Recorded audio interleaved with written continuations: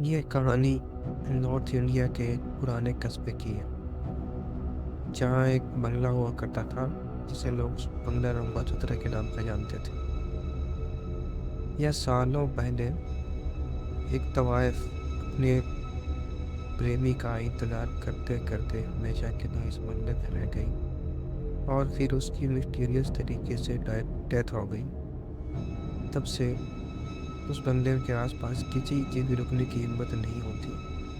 गांव वालों का मानना है कि हर रात होते ही इस बंगले से पायल और बांसुरी की आवाज़ें आती हैं। इसी बंगले की तरफ अट्रैक्ट हो जाते हैं तीन दोस्त, विक्रम, सुनील और जॉर्ज। इन्हें एडवेंचर का बड़ा शौक था।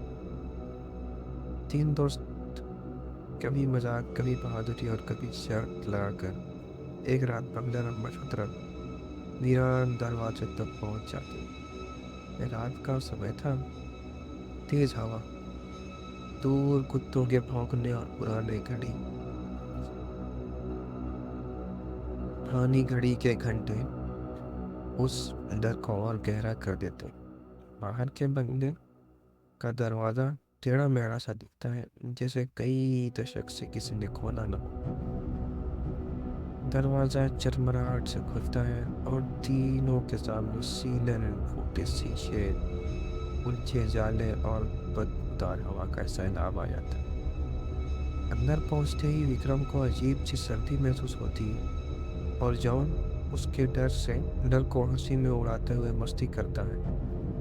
अचानक ही दूर अंधेरे में हटी एक धुंधला साया दिखता है, जो कि एक महिला की थी, जैसे सफेद साड़ी पहने हवा में तैर रही है।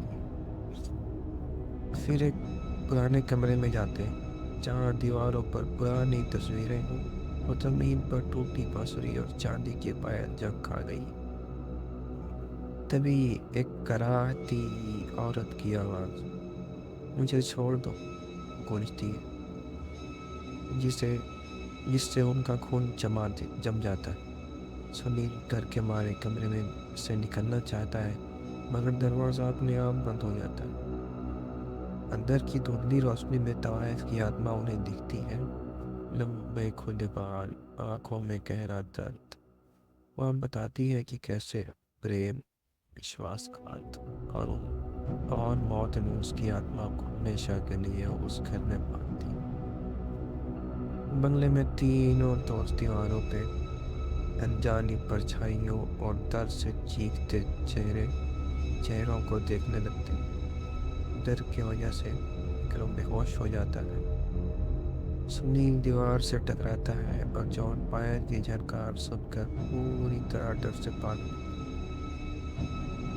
तभी ये सारी आवाज़ें थम जाती हैं। फिर वही धीमी बांसुरी की धुन और पायल की उड़ती झनकार।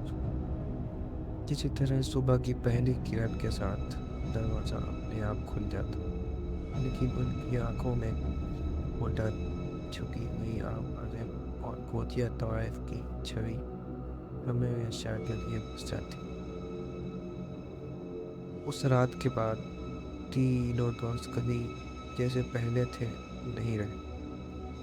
गाँव में आज भी रात को बंगला रंगवा खतरा के पास कोई नहीं जाता। सब कहते हैं सुनसान हवेली की पायल बजती है तो वो जाहिर हो जाती है। दोस्तों, उम्मीद करता हूँ आज की स्टोरी आपको पसंद आई होगी। अगर स्टोरी पसंद आई है तो वीडियो को लाइक करके चैनल को सब्सक्राइब ज़रूर करें। और आप भी अपनी स्टोरी हमसे शेयर करना चाहते हैं तो डिस्क्रिप्शन में एक ईमेल एड्रेस दिया गया है, जिसके ज़रिए आप अपनी स्टोरी हमसे शेयर कर सकते हैं। तब तक के लिए गुड बाय।